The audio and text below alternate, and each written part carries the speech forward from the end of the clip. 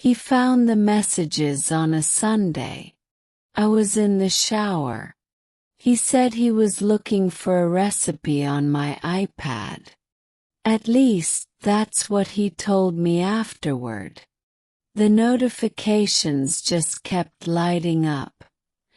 Dozens of them from the same name. No hearts, no flirty emojis, just words. But they were personal. Not sexual. Not even romantic. Just honest. More honest than anything I had said to him in months.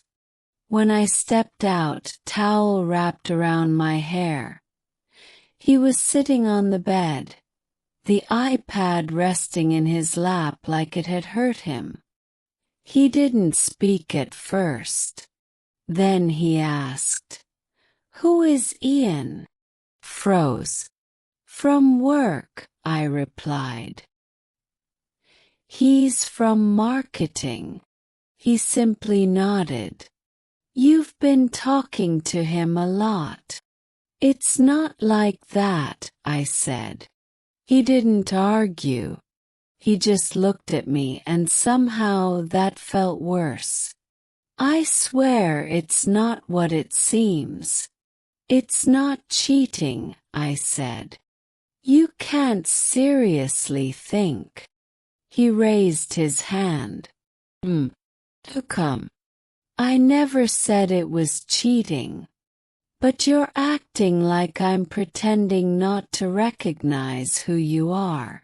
That shut me up. He placed the iPad down gently, like it was something delicate. "I read everything," he said. That made my stomach twist. "Everything." "I was just venting," I replied.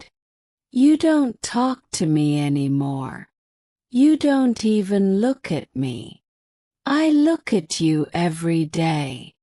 "No, you see me." "That's not the same." He stood up and walked out. He didn't slam the door. I sat on the bed and stared at my reflection in the dark TV screen. And for the first time I wasn't sure who I saw either. Everyone says I knew exactly what I was doing. I told a friend about what happened. She gave me that look, the one people give when they're trying not to say what they really mean. "You knew what you were doing," she said at last. I scoffed. "No, I didn't. It just happened. You don't accidentally hide conversations from your husband." I wanted to hang up. Instead, I changed the subject. Called my sister. She didn't even try to stay neutral. "You wanted attention," she said. "Well, you got it." "No," I replied.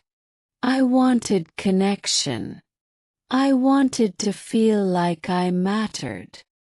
"And you thought the best way to do that," she said, "was to give someone else the version of you your husband had been begging to see for years." I ended the call and blocked her number for a week. 'Cause she wasn't wrong. He didn't yell. That's what broke me. He didn't shout. Didn't insult me. Didn't even accuse me of betrayal. He just shut down. Stopped asking where I was going. Stopped waiting for me to come home. Started sleeping on the very edge of the bed. That quiet space between us grew louder every night. I asked him once, "Do you still love me?" He didn't answer. And somehow that silence hurt more than anything else ever could. Because if he had yelled, I could have defended myself. But how do you fight a man who's already let go? I deleted the messages, but not the feeling.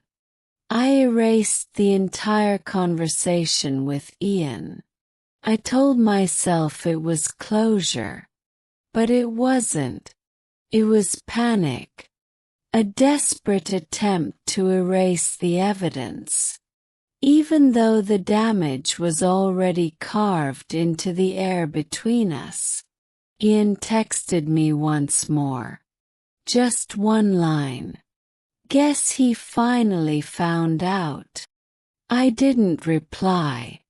I didn't block him either.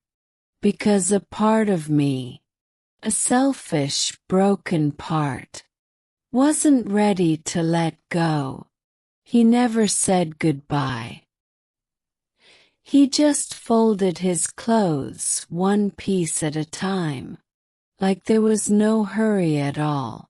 No tears, no rush, no glance in my direction. I sat on the edge of the bathtub, hands trembling, watching him through the open door. The suitcase clicked shut. He turned to leave. I said, "Please don't." He paused. Not for long. Just enough to say, "You already did." What I truly lost was the moment I started lying to myself.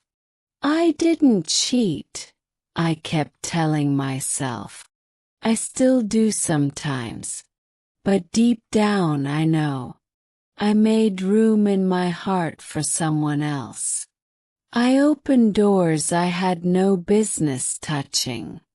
And I locked him out while doing it. So maybe it wasn't cheating. But it was betrayal.